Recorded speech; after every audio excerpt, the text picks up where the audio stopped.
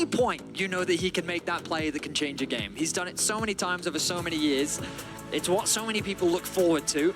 I'm also just excited because I love Nico on big international stages. Domestically, we joked about it in the LEC, I think everybody has, but your ability to count minions will be tested today.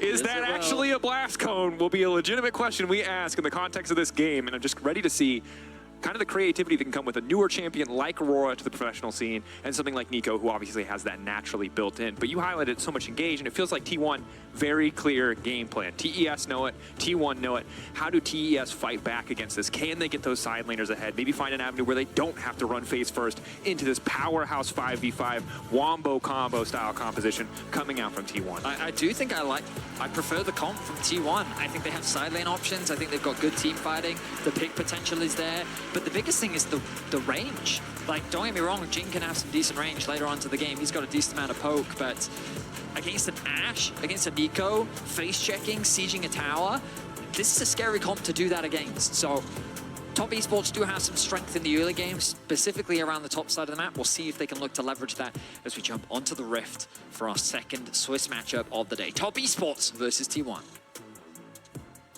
Crucially, the first LPL versus LCK matchup we've seen at Worlds 24 thus far. And it is just a best of one, but come on, the narrative writes itself, Eddie. You talked about it. Could T1 add a fifth LPL team to the list?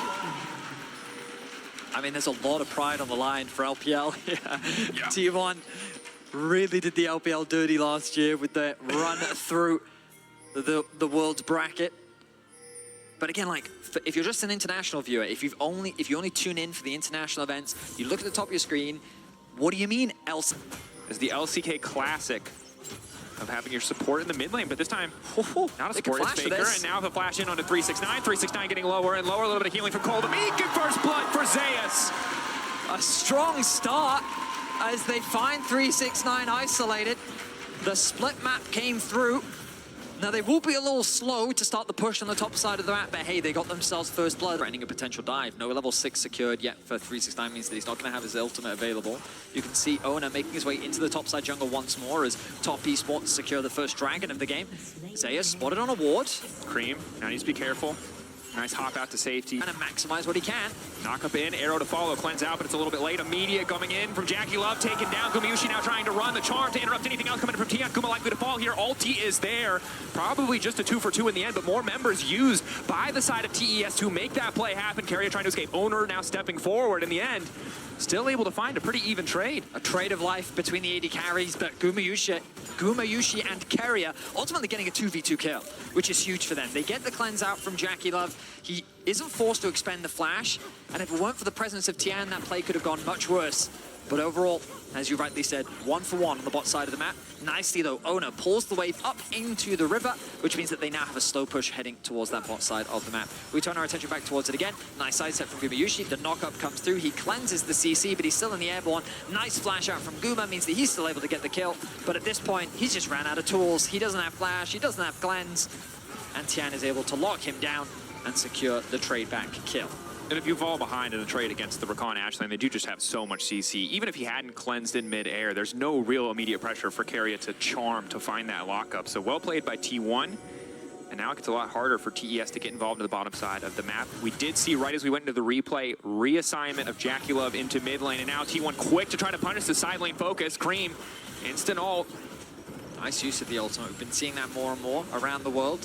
But Cream doesn't. To dive this, 369 Renekton, how strong is it? So much CC, he lives for a little bit of time, but the wave is basically deleted. T1 happy to have the donated kill. I don't think 369 was ready for everyone on T1 to be there. But look at the old T1 have set themselves up beautifully for a very powerful mid game. These first items are already coming through. The Trinity Force very nearly completed for Zeus. Bit of a dance between the supports as they battle over the control wards.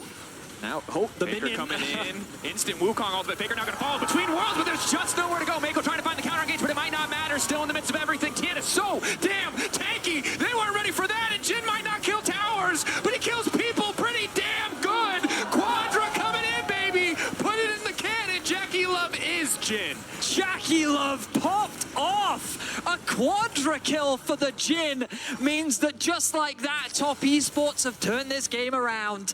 K1, and let's look back at this. As Faker turns into a minion, he sets up with his team. Carrier looks for the engage. The knockup initially comes through. They burst out Cream, but look at the positioning of JackeyLove. The wombo combo looks good, but JackeyLove, the bouncing grenade doing work, the static shiv as well. And Tian on the front line able to soak up so much damage with the ultimate to clean things up. That's 4. The bottom side, getting him access to that objective, having that angle of attack, whereas TES committed to playing through mid. If T1 don't commit enough members, they'll instantly lose that tower and it gets much harder. But if TES overcommit, it's so easy for Zeus to find that flank. Faker looking to get things off, double knockup, instantly Zeus in the midst of everything, and down goes JackeyLove, the one-fed member, gone in the blink of an eye. Tian does not have enough left in the tank to finish that one. Double kill for Zeus. T1, incredible fight. Faker truly is timeless. An incredible engage from him once more on the world stage to set up the fight for T1. Top Esports were caught unawares. JackeyLove didn't even get an opportunity to flash away. And with him taken out, all of the gold leaders gone. And just keep your eyes on Faker, mimicking the Wukong. Finds the angle, pops the ultimate, their target immediately JackeyLove, and look at the follow-up there. All 4 members lock down the AD carry and don't give him the opportunity to play the game. And perfect follow-up from Zeus, an owner. And credit to Faker, right? He throws himself forward like... Point of, look at how difficult this composition is to siege against, right? The threat of the Ash Arrow, Faker could at any moment pop the ultimate. The threat of the Wukong flank. Mako, though, starting, knowing the tower isn't really much to defend there. Now between worlds coming out, JackeyLove for now untouched on the backside can look to start to finish up these kills, but Zeus in the midst of everything just gave up his counter-strike. Now needs to retreat. Massive healing coming in from 369, but not nearly enough. Curtain call coming out, though, and looking to finish the job. So much damage. And again, JackeyLove clutching the fight. As long as JackeyLove has position, there's always an opportunity for Top Esports to turn the fights around. He still didn't burn his flash in that engage, but it was Top Esports to put the pressure onto T1. They were the initiators, and they put T1 on the back foot, allowing JackeyLove to find good position and turn the fight around. 9-9 in kills. Top Esports are going to get 2 towers. But I think the hero of the day is Mako there. So many of these engages have been all about that rel. He and Tien both with 100% kill participation in this game. Yes, JackeyLove is the one who's walking away with the money, the score line, the accolades, no doubt in my mind, but the supporting cast here has been so good for TES. I mean, you're completely right, and think about it, every exchange that happens between the 2 teams, Cream is quick to throw out the ultimate, so we start the initiation with Mako, saying, we need this tower, let's go. Owner becomes the target, and he takes a lot of damage at the start of the fight as 369 keeps Zeus out of the fight. JackeyLove on the backline, the ultimate connects onto the front, and you think at this point it's dangerous, but look at the damage being done by Cream as well. Follow that up with the ultimate from JackeyLove. And it is here as they try to get out of the jungle. Owner luckily still has the clone. They'll be happy to just try and get the Heartsteel proc, even though they didn't quite, and Zeus still pretty favored in that 1v1. Is Tien now trying to get something started here, spotting out Zeus. Zeus still has allies to go back to. Captive audience hitting those big. Ulti now to fall. They want to delete this Jax. Good Ash Arrow there, stunning up Tian to allow for Zeus to then jump away to safety. The mid wave completely abandoned as both teams hover around the bot side of the map. Dragon spawning though in 10 seconds. Will get rooted. But that's a crucial ultimate missed. JackeyLove once again not forced to expend any summoners. Dragon, though, secured for T1. But the good news is he buys time for his team to take the Drake, and TES in the meantime can't go start the Baron or even really set up better positioning. But T1 need to be careful about approaching here. Twofold Hex not going to connect. Mako off to the side. About 45 seconds until Faker's ultimate is back up. T1 have to play defensively until that moment. T1 very split right now. TES 5 members strong, giving respect to that clone. Last time the clone was the real thing, and they were caught off guard. This time around, they're not looking to take that risk. Carrier threatening. Zeus waiting behind, Contaxian off his support. Objective getting lower and lower, but they've already got it on the side of TES. T1 now going to go in to try to get the picks on 369, hoping that maybe they can get the Baron in the meantime, but TES are already out. Zeus now getting chipped away at. Not really much there to play, but Faker again trying to make the play happen. Instant follow-up coming in from Carrier. Zeus off to the side. They're going to look to delete 369, but JackeyLove is still standing tall. Zeus going in 1v1 versus JackeyLove, but he's all on his lonesome. And as long as that AD carry is standing, as long as that mid laner is standing, TES are winning the fight. Guma with nowhere left to go. The bullet doesn't even hit him.